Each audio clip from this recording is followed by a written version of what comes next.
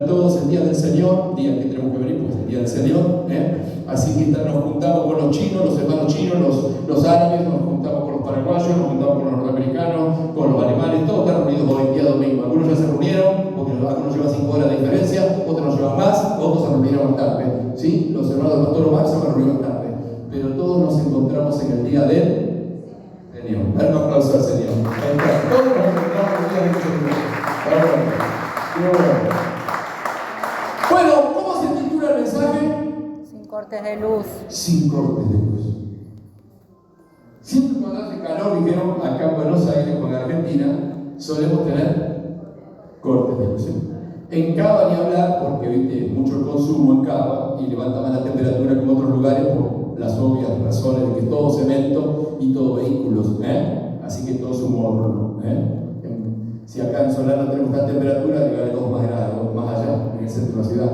Así que, encima de eso, en muchos barrios, decenas de miles estuvieron sin. Gloria a Dios a los que no nos cortaron acá, en el Gran Buenos Aires. Gloria a Dios, porque te la regalo, se te pudren las cosas en la arena, ¿o no? Hoy es una pérdida en todo sentido, Así que el laburante que tenía los panchos y se le echa a perder, y obvio, nadie tiene un seguro para darles. Así que se valora la luz, especialmente cuando se la necesita. La luz se valora cuando se necesita, o no te pasó en casa.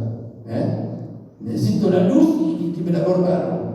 Así que se valora la luz cuando se la necesita, es decir, cuando está en la necesidad, se la valora. Así que resulta que este tema de este mundo eléctrico que comenzó en el siglo XX, en el siglo pasado empezó la luz. Antes no había problema porque había que tener solamente el cebo, si yo me crié con la lamparita que no sé, no había drama, 8 de la noche porque no había tele, así que 8 de la noche bajaba el sol, la cena, íbamos por allá. Y con la lamparita que no se hace por las últimas tareas, se iba con la mirada de mamá, porque el otro día había que ir al colegio, con la lamparita que no se, las últimas tareas. Pero cambió el mundo. Yo hoy no puedo cargar la lámpara que no se, vos tampoco. Bueno, la lámpara que no se no carga el celular. Bueno. Y te mandaron la información a la computadora por el celular y te necesitas saber. Así que nos cambiaron la vida, se nos cambió la vida, la tecnología es así. Así que dependemos, somos eléctricos dependientes más o menos. ¿Estamos ahí? Eléctricos dependientes. Encima ahora hoy día están los coches con electricidad, así que se van los coches eléctricos, así que imagínate lo que va a hacer eso. No podemos hacer cabo con electricidad, ¿sí? Con las baterías de litio y todo esto. Así que bueno.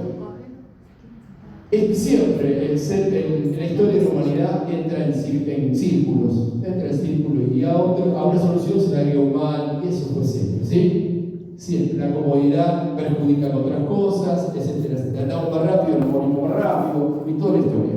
Así que esto es así. Ahora, el tema de la luz, el tema de la electricidad, no es cuestión del siglo XX, sino que no es una cuestión de Edison que descubrió la lamparita, sino que ya Dios se presenta como la luz y la importancia que tiene el ser humano de la luz.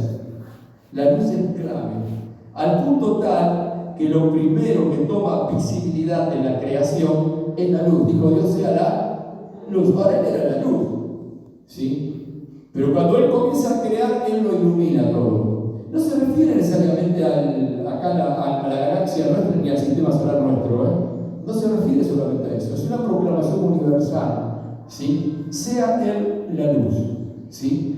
Y dijo Dios sea la luz y fue la luz, Así que encontramos que la luz es fundamental para nosotros. Pero también nosotros tenemos bombitas que no son solamente las que tenemos acá, las LED o las que tengamos las de antes. No. Hay una luz interior que tiene que estar en nosotros. Ahí reconozcamos que a veces se nos salta la térmica, en todos los términos eléctricos que tenemos, ¿no? Se le saltó la térmica y perdió el dominio. Él se hizo chispas. ¡Pa! Hizo chispas. Y se corta todo el circuito y ya no opera lo que tiene que operar eso. Así que se nos salta la térmica. Algunos le cuesta entender y se lo repetí mil veces, etcétera, etcétera, y porque no ajusta la lamparita. Dice, che. Y de pronto descubrís una idea, dice, no, se me prendió la. Bueno, estamos de acuerdo que la luz es todo, digamos casi todo, la luz, está como un referente moral, ¿sí? Y es un referente de alguna manera existencial la luz, porque justamente cuando la persona muere, obviamente ya no ve la luz, no ve la luz. Y nos compadecemos de los no videntes, porque tienen que desarrollar otras áreas para interpretar las cosas y ver las cosas. La vista es importante, ¿sí? Para cualquier laburo que hacemos, por lo menos en el sistema que estamos. Así que yo quisiera compartirte un pasaje de la palabra del Señor para que no andemos con cortes de luz. Y me voy a referir al profeta Daniel. Daniel profetiza en un momento muy especial, como casi todos los profetas mayores, ¿sí? En momentos de peligro y de decadencia y de un gran conflicto nacional y casi mundial. Había grandes potencias mundiales, Isaías con Asiria y Babilonia, que se venía también, que también lo ven, y también Jeremías, que vive en pleno caos, la destrucción de Jerusalén. La destrucción la ve él allí en el año 587 antes de Cristo, es decir, de nosotros 2500 años, 2600 años, Jerusalén tuvo su primera destrucción. Después fue destruida en el 70 después de Cristo por los romanos y quedó como está hoy, más o menos. Hoy está la nueva Jerusalén, no la ciudad turística, ¿sí? Pero fue destruida aquella ciudad por los romanos en el año 70 de nuestra era.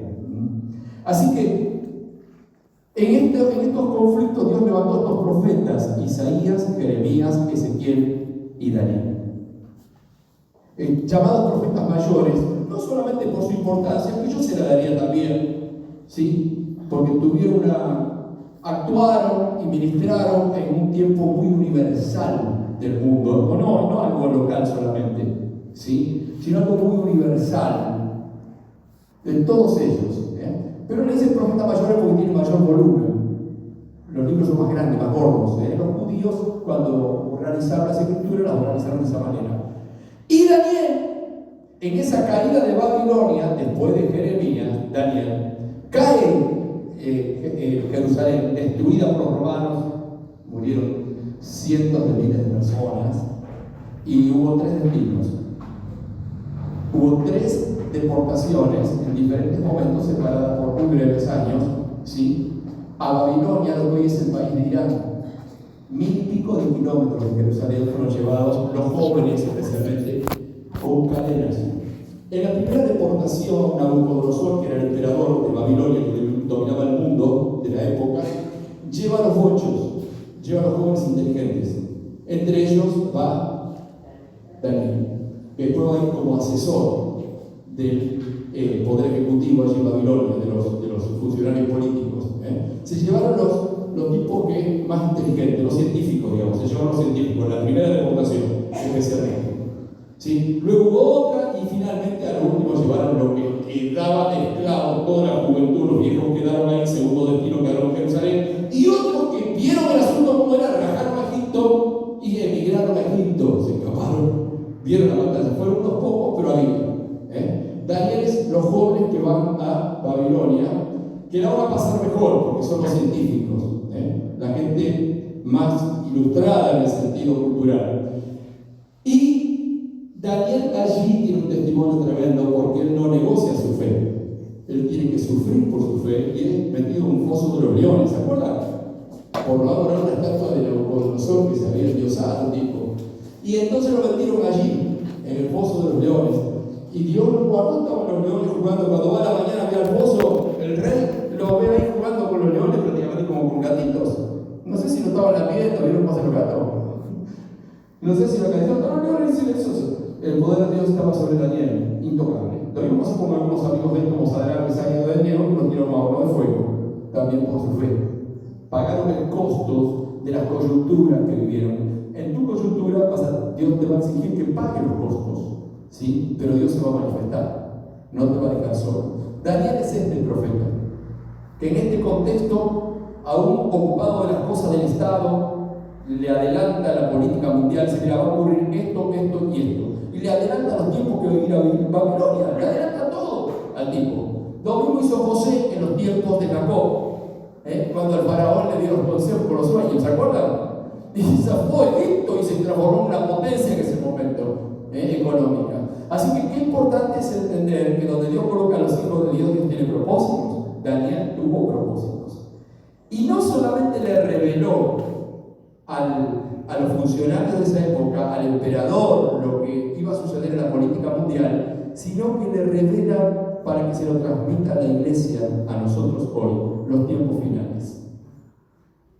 Daniel es un apocalipsis también. Es un presente y un apocalipsis, que significa las cuestiones finales. Y entra en cifras y cosas que no te aconsejo entrar en eso ahora, ¿sí? Porque no está ahí la sustancia. Ahí no está lo importante saber cuántas eran las 70 semanas.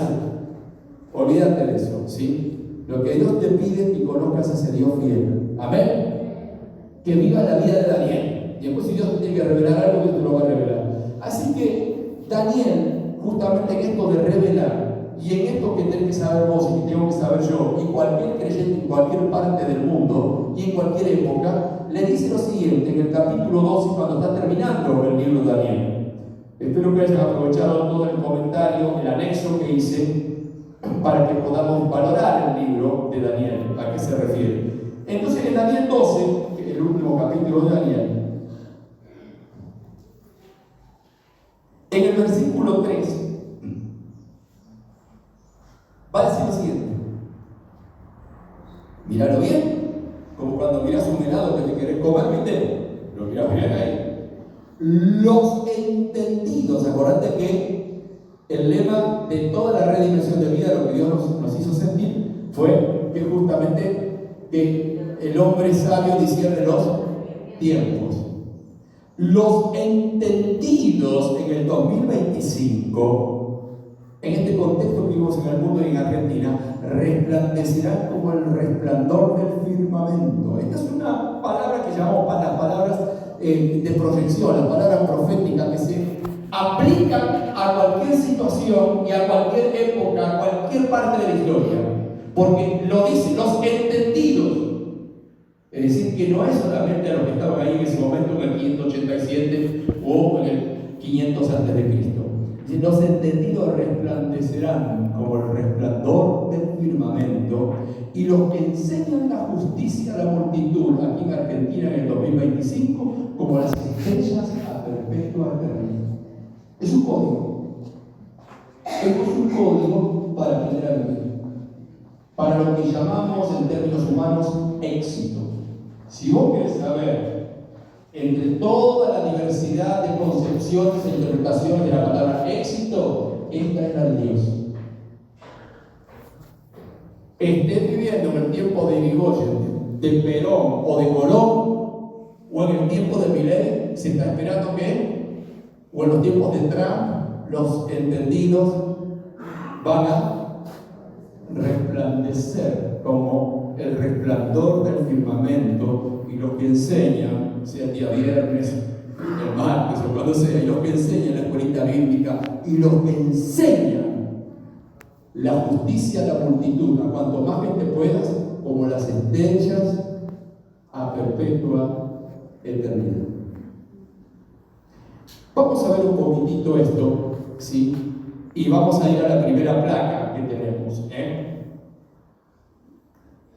Poneme la primera placa. Hay cosas que no se entienden, por lo menos para mí, no sé para vos. Un montón de cosas que no entiendo, aparte de que no entiendo la mayoría de las cosas que tiene mi celular. No las entiendo.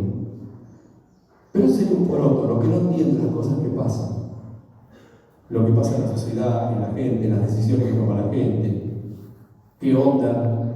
Lo que vemos de cerca y lo que vemos en una pantalla. No entiendo. La historia cíclica, de vuelta a la guerra, después de la primera guerra, después de la segunda guerra, después que acá tiene los conflictos y si lo tira, muere el mundo entero y ellos también. La verdad que no entiendo. Matarse por un pedazo más de factura o de un kilo de asado, matarse. Hay cosas que no entendemos, y creo que son la mayoría de las cosas. hay cosas que no se entienden. Y claro, la respuesta estaría allí, en que la Biblia dice que el mundo entero está bajo el maligno. Ya hemos aclarado de que el mundo significa el sistema anti Dios, el sistema que se instrumenta de diferentes formas, que son los antivalores a la voluntad de Dios. Y yo quisiera que me pongas esos textos uno por uno, Nuria. Vamos a Efesios 4:18, dice que teniendo el entendimiento entenebrecido, ajenos de la vida de Dios por la ignorancia que en ellos hay, por la dureza de su corazón. Entonces, ¿qué es lo que está pasando? ¿Qué pasa en el mundo? ¿Qué pasa? ¿Por qué el desastre ecológico? ¿Qué está pasando? ¿Quién está sacando los tornillos que van a sacar al planeta? ¿Qué está pasando?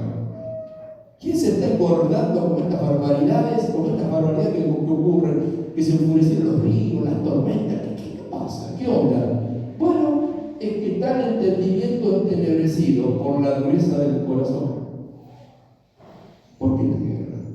¿Estamos locos? Porque no tuvimos guerra para saber que la gente muere porque estuvo destruido y después se reparte entre 2 o 3. A ver si dividimos a Alemania en 2 partes, a ver quién queda el poder mundial. ¿Quién tiene el último conflicto nuclear para que sepamos de la potencia? No tenemos nada. O sí, la Biblia dice que sí, que tienen el entendimiento entenebrecido por la dureza de su corazón. Como está escrito, no hay justo ni aun uno, no hay quien entienda, seguimos por la palabra entender. No hay quien entienda, no la entiende, la gente sigue consumiendo cualquier cosa, decide cualquier cosa la gente, aún en las demos, las democracias también decide cualquier cosa, no hay quien busque a Dios. Todos se desviaron, ahí en la flauta, a unos se hicieron inútiles, que no sirve lo que hacen. No hay quien haga lo bueno, no hay ni siquiera uno. Sepulcro abierto, es una sepultura su garganta cuando hablan, con su lengua engañan. Veneno de áspides, de víboras hay debajo de sus labios, mas lo maldicen si buscan el mal del otro. Su boca está llena de maldición, de amargura. Sus pies se apresuran para derramar sangre, no tienen problema de declarar la guerra. Quebranto y desventura hay en sus caminos, y no conocieron camino de paz. No hay temor de Dios delante de sus ojos.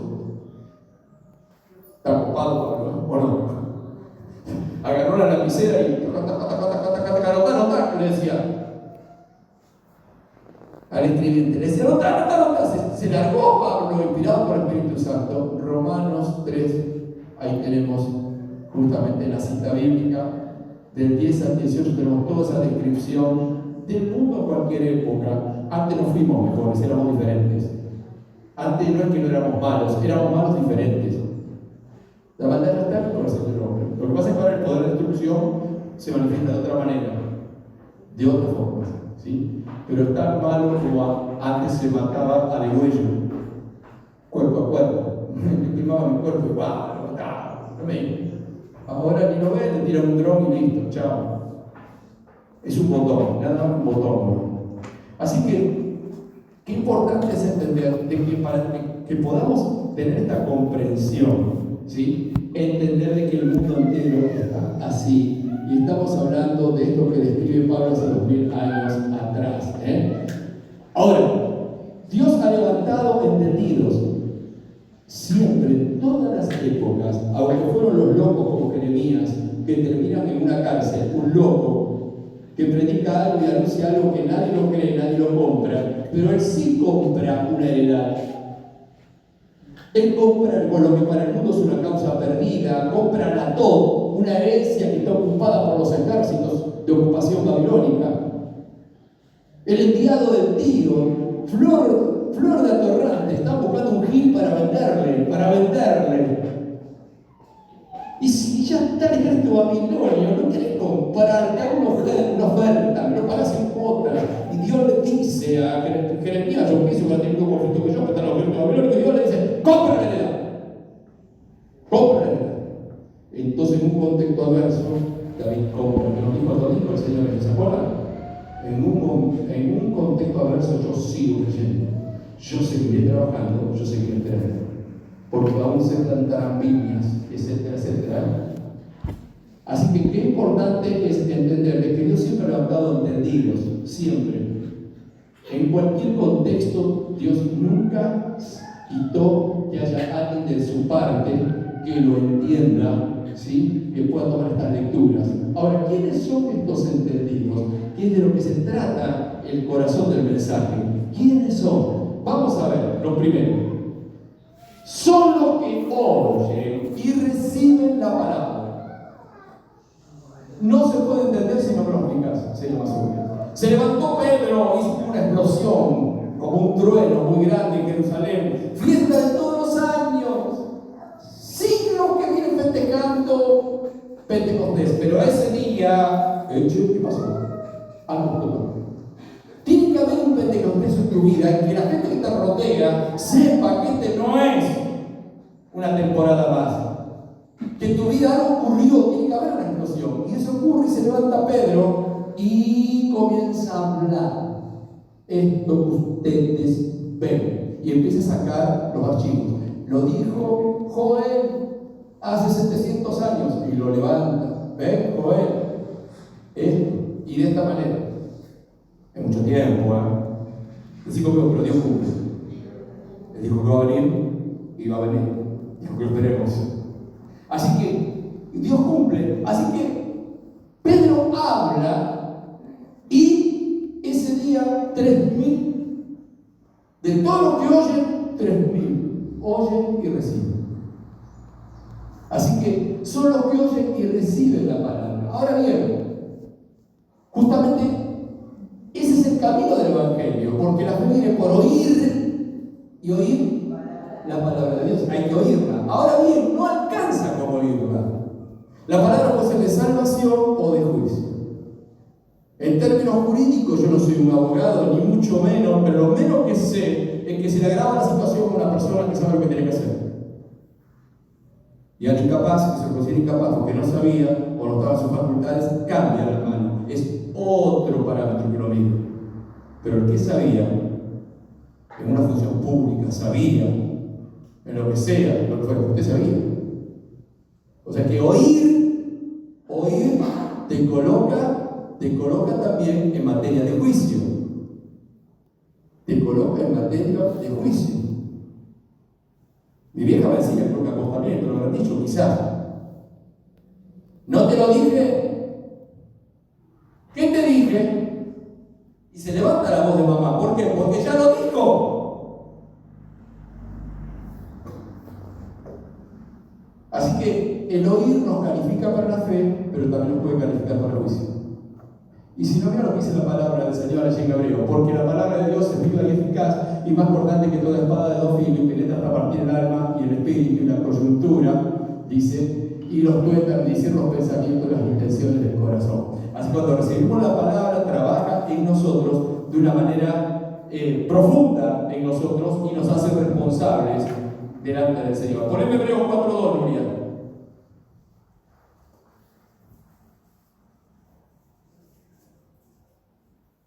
Porque también a nosotros se nos ha anunciado la buena noticia como a ellos, pero no les aprovechó el oír la palabra por no ir acompañada de fe en los que lo oyen.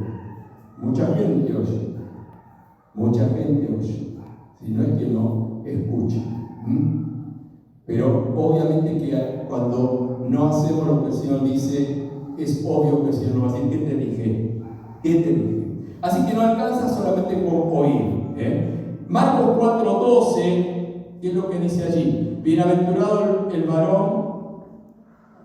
Pues Santiago 1:12, ahí dice, bienaventurado el varón que soporte la tentación, por cuando haya resistido la prueba, recibirá la corona de vida que Dios ha prometido a los que le aman. Bueno, es una hermosa promesa, no es la que viene al mensaje, pero es una hermosa promesa. Poneme Marcos 4:12.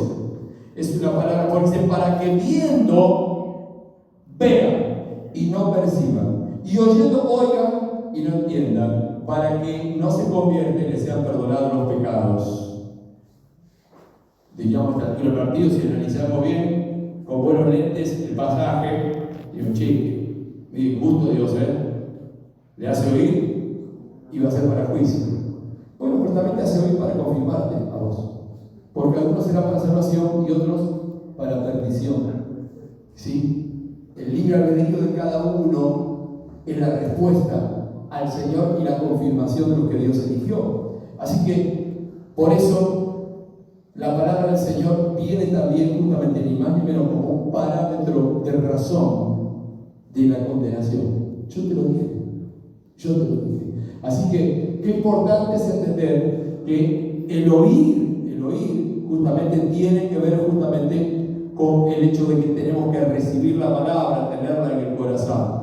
Y ahí tenemos la parábola del sembrador en Mateo 13, que no la vamos a leer porque es larga, ¿sí? Pero la parábola del sembrador, ¿se acuerdan, no? Jesús hizo una historia ilustrativa. Una parábola es una historia que es para ilustrar una verdad. Bueno, hizo toda una historia tomando las cosas de su tiempo, que era la vida agrícola. Y dice, el sembrador salió a sembrar, y cuando iba para sembrar se encontró con 4 terrenos. Una se le fue cayendo al costado del camino, y las aves del cielo lo comieron. Obviamente fueron a la panza de las aves y no salió. Otra salió medio de piedras y salió rápido, pero cuando salió el sol también se quemó, no tenía profundidad para las raíces, ¿sí? Y también otra dice que cayó en una tierra buena, que esperaba, fértil, ¿sí? Un corazón dispuesto, ¿sí? Que lo necesitaba, como cantaste hace un ratito. Señor, te necesito, cantaste, Señor, yo te necesito. Quiero, Señor, que ha nacido de cada realidad, desde cada realidad que ya ustedes tienen. Yo canté de la mía, vos de la tuya. Señor, yo te necesito. Bueno, en cada una de esas realidades la semilla cae ahí, dice que produce a 30, a 60 y 100 veces más, Así que qué importante es poder entender entonces que la parábola del sembrador tenía como un objetivo, tenía justamente hablarnos de que no basta solamente con oír, sino con recibir la palabra en fe. Lo segundo que encontramos es que los entendidos son iluminados por Jesús. Esto es muy importante, así como en Génesis, la luz es la que revela la creación. La luz, sea la luz que se iluminó la creación, ¿sí? Dice que al principio creó Dios los cielos y la tierra. Dice, y esa es una síntesis, un resumen, pero fueron los procesos. Y dijo Dios, sea la luz, y fue la luz. Primer principio, ¿sí? Es decir, que la creación tiene que ser reconocida, tiene que ser vista, ¿sí? La creación. Ese es el escenario donde Dios justamente se manifiesta, ¿sí? Así que la luz es fundamental, ¿sí? La luz, Dios se presenta como la luz. Y veamos a Jesucristo justamente en este oficio de manifestar la luz. En Juan 1, 4 al 5, 4 y 5 lo vamos a leer. Es el comienzo del Evangelio de Juan. Juan va a hacer mucho énfasis por el tema de la luz. El apóstol Juan dice, en él estaba la vida. En él, hablando de Jesús. Sí, ese probablemente de barba, túnica, ese muchacho. Ellos lo vieron, ¿sí? En él estaba la vida, y la vida era la luz de los hombres o de las personas. La luz en las tinieblas, ahí está el contraste, en las tinieblas, donde no hay salida, donde no sabe qué hacer, en la ignorancia, ¿sí? En los fracasos, en las tinieblas resplandece, y las tinieblas no prevalecieron contra ellas. La maldad, la injusticia, las dudas, tu debilidad no prevaleció contra la luz de Cristo. Así que encontramos allí a Jesucristo manifestado como luz, reconocido por los primeros testigos, por los discípulos. Dice, en el principio era el verbo, era la palabra, allí en la eternidad, palabra eterna, en el principio era el verbo, estaba en la eternidad, todas las cosas por él fueron hechas, y sin él nada de lo que está hecho fue hecho, ¿sí?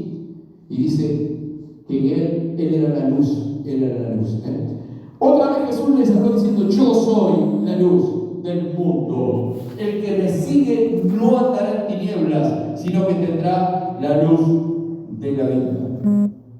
Y qué importante que la luz en medio de la noche, ¿no? Ahora con los celos nos salvamos, ¿no? Porque ponemos la lamparita, ¿no? Y salimos hasta llegamos hasta la tecla de la pieza, ¿no? Como si no, ¡pam! Por los zapatos, ¡pam! Esto que dejé anoche, Viste que te levantaba medio zombie, ¿viste? ¿No te pasó? 3 de la mañana, levantarte, para ir hasta el otro cuartito, chiquito, privado, y antes de llegar, ¡pam! Bueno, el celo ahora lo trae ahí, qué importante la luz, un haz de luz, que te marca el caminito a un dormilón, ¿sí? O alguien que lo ve, la luz. Precisamente ayer, no sé por qué estaba mirando en el celu, un conductor dando consejos en cuanto a un coche de noche que no tiene buena luz y el camino no está marcado. Dice, por el detrás de otro auto que va delante tuyo a una determinada distancia, dice, porque esa es la maniobra, atrás, o un camión. Ese te lleva. Ese te lleva, ¿no sabes? Es imposible hacer la maniobra porque igual no lo que fue. La importancia de la luz. O si tu coche no tiene buena iluminación, ponete detrás de otro. Ponete detrás de otro y ahí. Dice, más lento quizás, más lento, pero seguro. ¿Sí? Así que ante el camino no marcado, ponete otro que capaz tiene mejores palos. ¿Sí? Que va mejor. Y, en definitiva, también te significa para vos una seguridad, porque se bloquea adelante, te bloquea. A vos no te va a pasar nada, si te está, tenés una defensa. Así que qué importante es la luz que vaya adelante.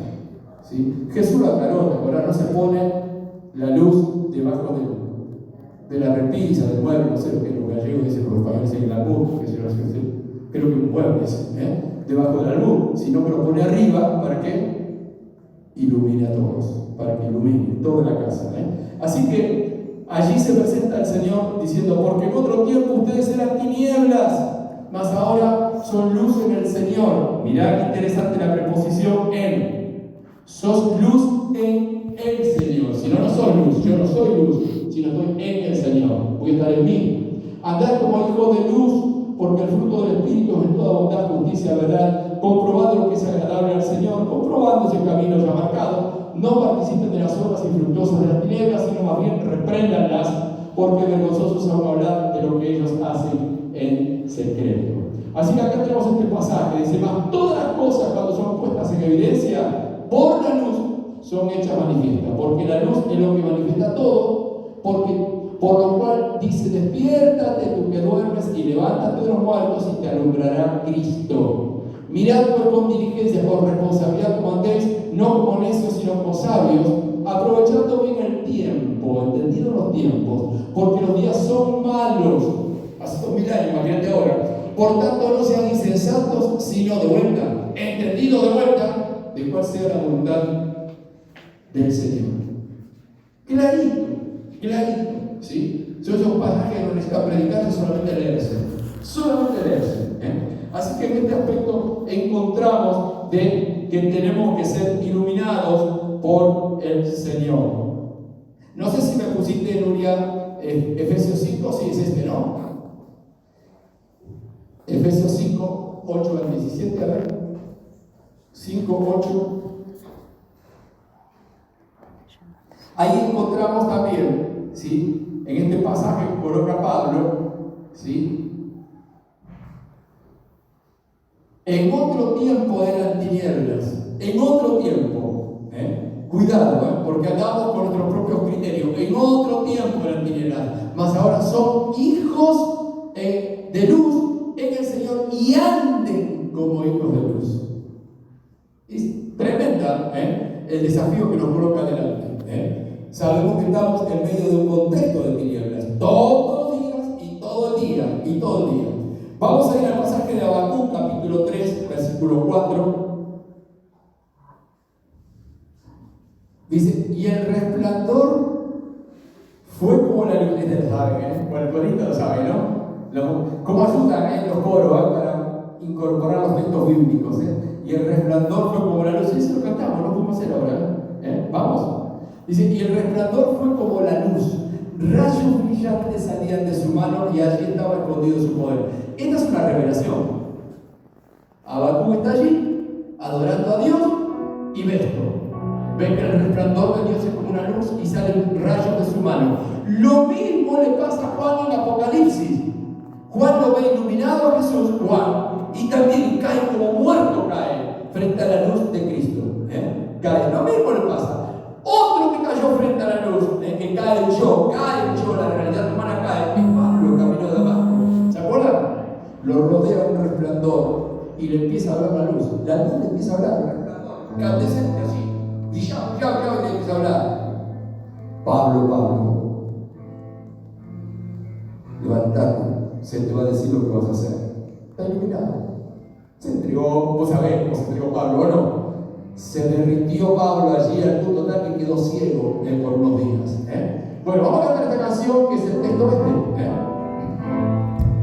Vamos escalando peldaños, vamos llegando a Dios, llegamos a Dios, con Cristo junto a Dios. Vamos escalando peldaños, vamos llegando a Dios,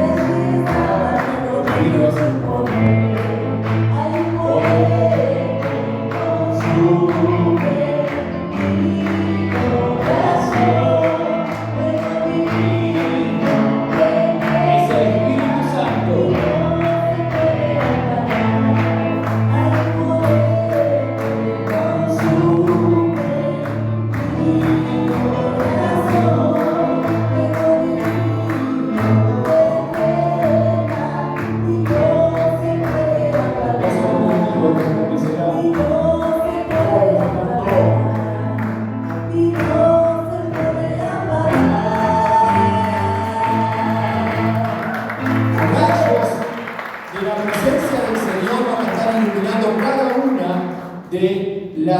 a acciones y vida de nuestra vida. Lo tercero es que la luz siempre es trascendente. Acuérdate, cuando somos iluminados por el Señor, vamos a trascender. Yo te comenté que tengo las enseñanzas, el rostro de la cabecita de una mujer pentecostal con sus trencitas aquí y colocadas arriba. Se llamaba la hermana Tita en la tierra, hoy está en el cielo. Era la maestra de escuela bíblica. Niños, hablaba en idioma bien pentecostal, nosotros de punta en blanco. Era la que hasta nos decía, su temor a Dios, decía, como los chicos que no eran creyentes, jugaban a la pelota, decían, pelota pecado, que no visitara y nos viera, cuánta pelota que lo haga, ¿sí? Pero tengo su entereza, veo el rostro de esa mujer ya grande, parece un ángel, lo tengo grabado. Pasaron algunos años, ¿sí? Porque el resplandor, lo que yo veía de la gracia de Dios, la consagración, el temor que había en esa mujer, ¿sí? Tremendo. Y que todavía la tenemos y la podemos disfrutar, fue la segunda maestra, ya cuando cambié de iglesia a otra escuelita bíblica, la hermana Mabel Domínguez. Lo mismo te podría hablar, y mucho más que yo, porque el pastor Lalo Rodríguez era un compañero de escuela bíblica de los tipos de pantalón cortito. Mabel está allí todavía, una solterona hasta el día de hoy, impecable como mía, pero una dulzura esa mujer que si yo la dejé acá, entonces se va a encontrar una dulzura que no aquí. Yo la veo a Mabel hoy y la veo a la señorita, y ha pasado los años. Mabel, no me olvido el flanerógrafo, el pizarrón para enseñarnos el pueblo de Israel en el desierto por las figuras. No me olvido las fiestas de Navidad, porque el resplandor es el que te digo, le hablo a los maestros de la escuela bíblica para que sepan que va a encontrar chicos de 70 años después como quienes hablan, que se van a acordar de tu rostro y de las figuritas, y de que venías antes al aula a preparar el aula. Y lo mismo pasa con los jóvenes y con los adolescentes y los niños. Se te graba ese niño, ese chico que los llevaba hasta la casa, que se quedaba, que se va a quedar, porque es un resplandor, es un resplandor. No te olvidas nunca. Y es muy difícil que alguien que pasó por escuelita bíblica o por jóvenes se olvide. He sido pastor carcelario durante muchos años, ustedes lo saben. Yo iba a la cárcel de máxima seguridad y muchos de ellos, terribles criminales, se acordaban de cuando iban a la escuelita bíblica. Se acordaban. O de los que iban a buscar los chicos a los barrios. Así que qué importante es entender de que el resplandor de Cristo nos da trascendencia.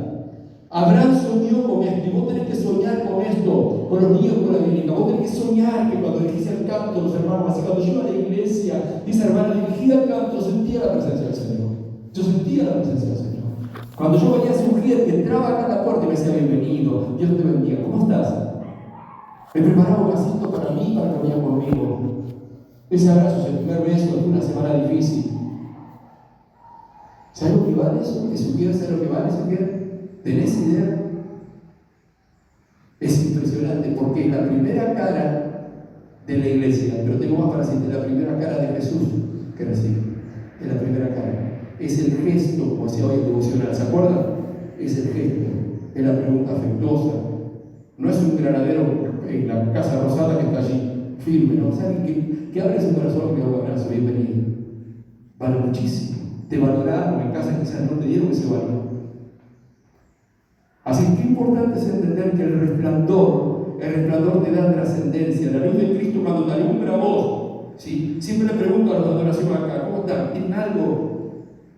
Porque es importante, yo sé que cada uno viene con sus cosas. Por más que se hayan arreglado con la mejor ropita, se hayan visto varias veces en el espejo, aún así traen sus cosas. Traen sus cosas. O al menos quizás no han tomado dimensión de la importancia de lo que van a hacer. Así que la luz nos da trascendencia. Recordemos que así soñó Abraham. Y así quieren que soñen ustedes en sus ministerios y en sus vidas y con sus familias. Lo sacó Abraham de la carpa. Ahí en el desierto lo sacó. Abraham, ya sé que me escuchaste, ya sé que me seguiste. Ahora quiero que levanten la mirada. Empezó a contar las estrellas. Así empezó Abraham. Empezó a contar. 915, 916, 1314, 13.044. Y siguió la casa y se cansó y dijo: no puedo contar más. No puedo contar. Imagínate lo que debe ser las estrellas en el desierto, ¿no? Como que yo en el campo de Santiago parece que salís una noche estrellada y parece que las tocas, ¿o no? Es toda una cosa tachonada, toda de luces. Es preciosa la noche en el campo, acá en la ciudad no lo vemos. Pero en el campo parece que las tocas. Así que Dios le dijo: bueno, así será tu proyección. Va a estar Silvana un día. 4.000 años después va a estar Silvana sentada, Norma va a estar sentada, y va a haber una hermana llamada Juan y va a dirigir el canto, y va a haber un muchacho tocando el teclado. Y va a estar allí Andrea para recibir, o Silvana para recibir. ¿Entendés? Y va a estar la hermana que el día viernes vinieron a limpiar el piso para que hoy pisemos un piso limpito. Vinieron a limpiar el templo a las 7 de la mañana, 8 de la mañana, para que hoy podamos tener un piso limpito. ¿Te das cuenta? Así será. Es decir, que Dios ya lo preparó de antemano esto, y Abraham pudo ver, ¿sí? Y recibió por el resplandor que te da la fe, el resplandor que te da Dios encima, poder ver la proyección de tu vida. Poder ver la proyección. Así que lo que hagas, no podrás contar. Es inimaginable lo que Dios puede hacer y lo que estás produciendo. Porque yo les pregunto a ustedes, ¿cuántos pueden saber de lo que recibió de la sonrisa de la hermana que lo recibió la hermana que entró hoy acá? ¿Qué puedo saber? Yo a veces no lo sé. Lo que le puede producir. Así que qué importante es el gesto, qué importante es esa luz de Cristo sobre nosotros, esa luz que transforma aún en el ambiente más cercano y cotidiano que tenemos. Abraham lo vivió, ¿sí? Y también, ¿sí? Lo vivimos nosotros, ¿sí? Que estamos dispuestos a ser alumbrados por el Señor. Con esto termino. Filipenses 2:15, poneme en pantalla. Pablo nos va a hablar de esto. Dice Filipenses 2:15, dice así, 14:15. Hagan todo sin murmuraciones ni contiendas, para que sean irreprensibles y sencillos, hijos de Dios. Miren que no hay ningún programa especial acá, ¿eh? No dice tener un seminario, metas en un convento, 40 días de ayuno y oración, no dice nada de eso.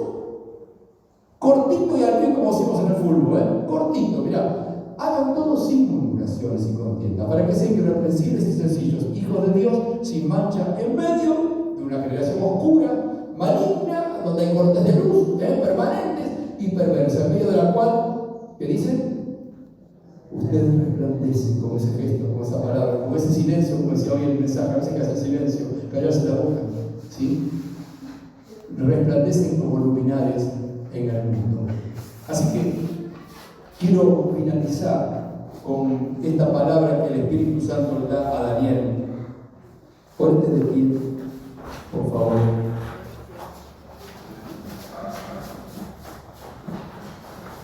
Cerra tus ojos un momento, recibilo en tu corazón, sin distracciones, para la habitación donde te moves todos los días. ¿Viste esa habitación que te mueves todos los días? La del laburo, la de tu casa, la de tus propias decisiones que debes tomar, la cotidianidad, la rutina. Todos tenemos una pequeña habitación donde nos movemos, más o menos. Todos, la realidad, la familia. Bueno, mira lo que dice. Vos sabés que la habitación, por chiquita que sea, porque no tiene, por más que no tenga muchas cosas, es una persona que considera que no tiene muchos compromisos, muchas cosas. Por chiquita que sea la habitación, o por amplia que sea, si estamos en una noche como la que estamos, por chiquita que sea, es oscura. En lo mucho o lo poco donde Dios nos colocó, si no tenemos luz, estamos a oscuras. Estamos a oscuras. Y la soledad agobia allí. Están las tinieblas, está el enemigo. Y tiene que entrar la imaginación. Cuando no ves, tenés que imaginar. Y el diablo es un especialista en hacer imaginar. Te coloca miedo, te coloca cosas que no son reales, dudas. Dios no quiere que te imagines. Dios quiere que te da la luz para creer. La luz que te da la fe, que te da la palabra del Señor. Porque dice: lámparas a mis pies, a donde yo estoy, a mis pies. Lámparas a mis pies, tu palabra. Y cuando tengo que salir, me muestra el camino y lumbrera a mi camino. Y lumbrera a mi camino. Lámpara es a mis pies, tu palabra, y lumbrera a mi camino. Quiero que coloques esta palabra en tu corazón, allí, en tu cotidianidad, en tu rutina, en tu presente de hoy, y proyectarlo hacia adelante. Y si los entendidos resplandecerán. ¡Tac! Volvió la luz. Volvió la luz. Y empieza a funcionar todo, empieza a funcionar así. La lamparita iluminó todo y hasta sentís el ruido del arranque de la heladera. Se prendió la luz y empieza a funcionar. Empieza a funcionar, empiezas a ver. Los entendidos resplandecerán como el resplandor del firmamento, y los que enseñan la justicia a la multitud como las estrellas a perpetua eternidad. La luz de Cristo te va a mostrar no solamente dónde estás, sino hacia dónde vas a ir. Cierra tus ojos un momento, Padre.